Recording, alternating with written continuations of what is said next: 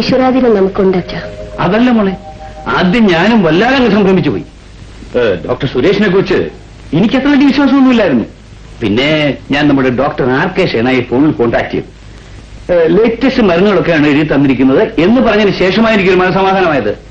പിന്നെ സുരേഷിനെ കുറിച്ച് ഡോക്ടർ ഷേനായി നല്ല അഭിപ്രായം പറഞ്ഞു. അതുകൊണ്ടാ പിന്നെ അദ്ദേഹത്തിനെ വീണ്ടും വിളിപ്പിക്കാൻ ഞാൻ ഏർപ്പാട് ചെയ്തത്.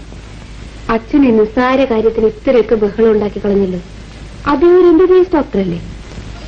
Good morning. മോർണിംഗ്. ഞങ്ങൾ ഡോക്ടറെ സംസാരിച്ചുകൊണ്ടിരിക്കുകയായിരുന്നു. ശ്രീദേവിക്ക് ഇപ്പൊ എങ്ങനെയിരിക്കുന്നു? ചേച്ചിക്ക് കുറവുണ്ട്. അത് അനിയത്തിക്ക് എങ്ങനെ മനസ്സിലായി? ചേച്ചി ഒരു പ്രത്യേക ടൈപ്പാ. ആരോടും അധികം സംസാരിക്കാറില്ല. ആംഗ്യം കാണിച്ച് സംസാരം കുറയ്ക്കാമെന്ന് എന്റെ പരമാവധി കുറയ്ക്കുകയും ചെയ്യും. ഇപ്പോഴാണോ സംഭവിച്ചത്? അങ്ങനെയാണോ? അതെനിക്കറിയാൻ പാടില്ലായിരുന്നല്ലോ. ഇനിയുണ്ട് ഡോക്ടർ, കേൾക്കണോ? ചേച്ചി രാവിലെ എഴുന്നേൽക്കുമ്പോ തന്നെ തീരുമാനിക്കും ഇന്ന് എത്ര വാക്ക് സംസാരിക്കണം. അതിൽ കുറയുന്നതല്ലാതെ ഒരക്ഷരം പോലും കൂടത്തില്ല. അതേതായാലും നല്ല സ്വഭാവമാണ്.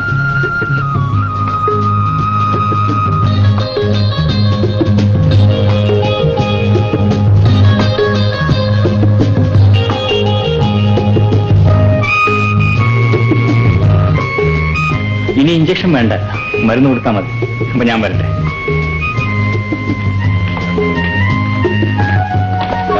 ഡോക്ടർ സുരേഷ്, എക്സ്ക്യൂസ് മീ, ഇതെന്റെ സന്തോഷം. No thanks. എന്തെങ്കിലും വിശേഷമുണ്ടെങ്കിൽ അറിയിക്കണം. ചേച്ചി, പണം കൊടുത്ത് ആരെയും വിലയ്ക്ക് വാങ്ങാമെന്നായിരുന്നല്ലോ അച്ഛന്റെ തത്വശാസ്ത്രം. അതേതായാലും പൊളി. അച്ഛൻ കൊടുത്ത പണം ഡോക്ടർ വാങ്ങിയില്ല.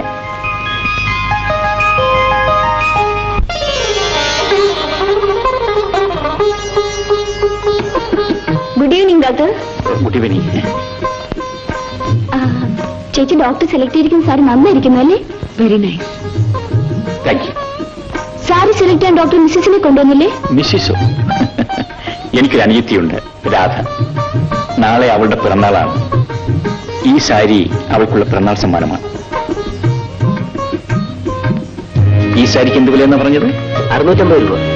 680 രൂപയോ? 150 രൂപയ്ക്ക് ഒരു സാരി കാണിച്ചില്ലേ? എനിക്കത് മതി. അത് തന്നെ പാക്ക് ചെയ്തേക്ക്. ഡോക്ടർ, ഈ 650 രൂപയുടെ സാരിയല്ലേ നല്ലത്? വിലയും വളരെ നന്നായിരിക്കുന്നു. ശ്രീദേവിയുടെ ക്ഷീണമൊക്കെ മാറിയോ? ഞാൻ വരട്ടെ.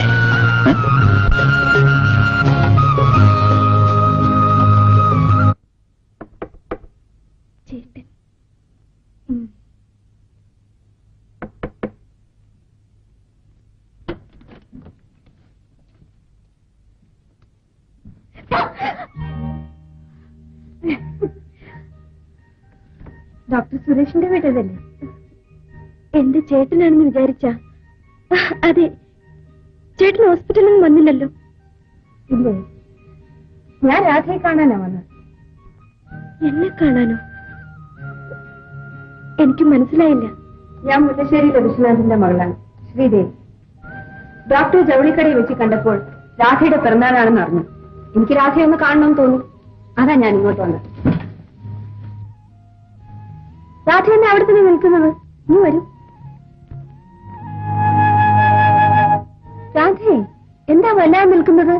വരൂ, ഇവിടെ വന്നിരിക്കൂ.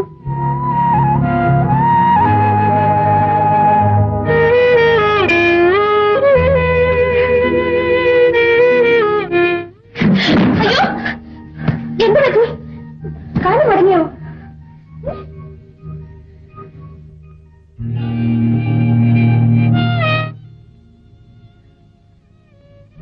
സുന്ദരിപ്പെണ്ണ്, പക്ഷേ കാലം ഞൊണ്ടിച്ചു. അങ്ങനൊന്നും പറയരുത്. ഇതൊന്നും നമ്മളാരും മനഃപൂർവ്വം വരുത്തുന്നതല്ലല്ലോ. രാധയ്ക്ക് വേണ്ടി ഞാൻ കൊണ്ടുവന്ന പിറന്നാൾ സമ്മാനം. അയ്യോ, ഇതൊന്നും വേണ്ട. ചേട്ടൻ എന്നെ വഴക്ക് പറയും. എനിക്ക് വേണ്ട ചേച്ചി. രാധയോടുള്ള സ്നേഹം കൊണ്ടല്ലേ ഞാനിത് കൊണ്ടുവന്നത്. രാധ ഇത് വാങ്ങാതിരിക്കരുത്. ചേട്ടനൊന്നും പറയില്ല. പ്ലീസ്. ഈ ഇവിടെ ആരെങ്കിലും വന്നാൽ ഈ വരാന്തയിലേക്ക് പോലും ഞാൻ വരാത്തതാണ്. സംസാരിക്കാനോ പരിചയപ്പെടാനോ നിൽക്കാറില്ല. പക്ഷെ ചേച്ചിയെ കണ്ടപ്പോൾ എനിക്കെന്തോ അകന്നു മാറിപ്പോവാൻ തോന്നുന്നില്ല. മോളെ, ഇതാരാണ്? അമ്മേ, ഇതാണ് മുല്ലശ്ശേരിയിലെ ശ്രീദേവി ചേച്ചി. മുഖത്തിന് യോജിച്ച പേര് തന്നെ. അമ്മേ, ഇത് ചേച്ചി എനിക്ക് കൊണ്ടുതന്ന പിറന്നാൾ സമ്മാനമാ. എന്തിനാ മോളെ ഇതൊക്കെ കൊണ്ടുവന്നത്? ഒരു സന്തോഷത്തിന് വേണ്ടിയല്ലേ അമ്മേ? അമ്മ ഒന്നും പറയൂ. അമ്മ ചേച്ചിക്ക് പ്രസാദം കൊടുത്തില്ലല്ലോ.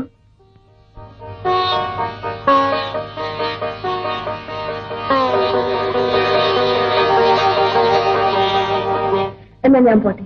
ആ ചേട്ടൻ വരെ പോവുകയാണോ? കാപ്പി കുടിച്ചിട്ട് പോകാം. ഇനി ഒരു ദിവസം ആകാം. നേരെ ഒരുപാടായില്ലേ. അച്ഛൻ കാത്തിരിക്കും. ചേച്ചി തീർച്ചയായും വരണം.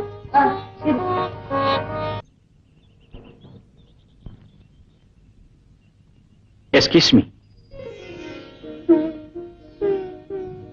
വരൂ, അകത്തേക്ക് പോവാം. താങ്ക്സ്. ഞാനിത് ശ്രീദേവിക്ക് തരാൻ വേണ്ടി കൊണ്ടുവന്നതാണ്.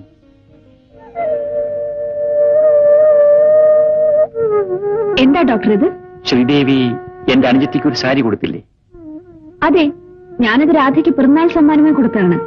അതോ ചികിത്സിച്ച ഡോക്ടർക്കുള്ള പ്രതിഫലമായിരുന്നു? ഡോക്ടർ, ഞാൻ രാധയോട് കാണിച്ച സ്നേഹം ഡോക്ടർ ഇത്ര ക്രൂരമായി തെറ്റിദ്ധരിക്കുമെന്ന് ഞാൻ ഒരിക്കലും പ്രതീക്ഷിച്ചില്ല. ഈ സാരി തിരിച്ചു വാങ്ങി ആ പാവം പെൺകുട്ടിയെ കൂടി വേദനിപ്പിക്കണമായിരുന്നു. ഇത് ഞാൻ വാങ്ങില്ല ഡോക്ടർ. വേണമെങ്കിൽ അത് നശിപ്പിച്ചു കളഞ്ഞേക്കൂ. ഞാനൊരു ഡോക്ടർ ആയതിനു ശേഷം ആരുടെയും സൗജന്യം ഇതുവരെ വാങ്ങിയിട്ടില്ല. എന്റെ സഹോദരിയും അങ്ങനെ തന്നെ ആയിരിക്കണമെന്ന് എനിക്ക് നിർബന്ധമുണ്ട്. അതിനെതിരായി സംഭവിച്ചപ്പോ അത് തിരുത്തണമെന്ന് എനിക്ക് തോന്നി. രാധ വേദനിക്കരുതെന്ന് കരുതി ഞാൻ മറ്റൊരു സാരി വാങ്ങി. അതാണിത്. ശ്രീദേവിയും ഇതൊരു സമ്മാനമായി സ്വീകരിക്കൂ പ്ലീസ്.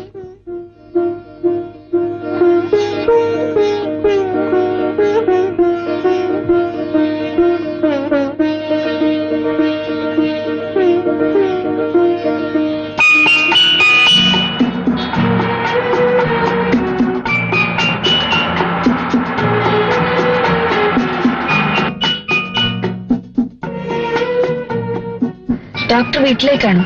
ഞാൻ ഡ്രോപ്പ് ചെയ്യാം. വേണ്ട, എന്റെ വീടിന്റെ അടുത്താണല്ലോ, ഞാൻ നടന്നു പോയിക്കൊള്ളാം. ഇതൊന്നിനുള്ള പ്രതിഫലമല്ല, തിരിച്ചു തരികയും വേണ്ട. കാല് കയറും, ഞാൻ ഡ്രോപ്പ് ചെയ്യാം.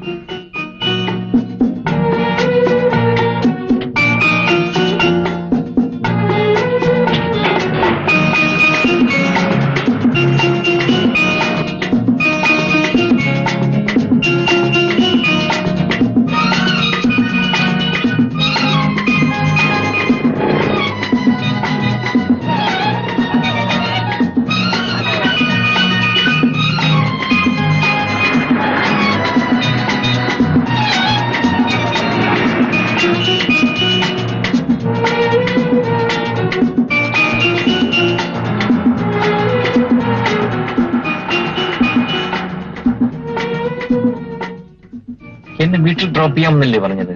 പിന്നെ ഇവിടെ? എനിക്ക് ഡോക്ടറോട് പേഴ്സണലായ ചില കാര്യങ്ങൾ സംസാരിക്കണം.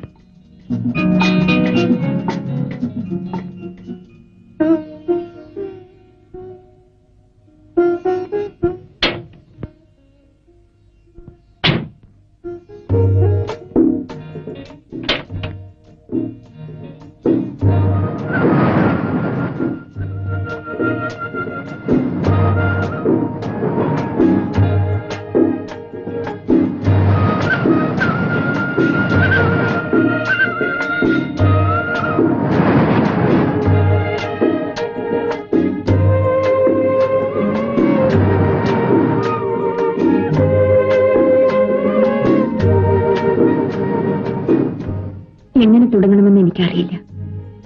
കടലിലെ കൂടിളക്കം പോലെയാണ് എന്റെ മനസ്സ്.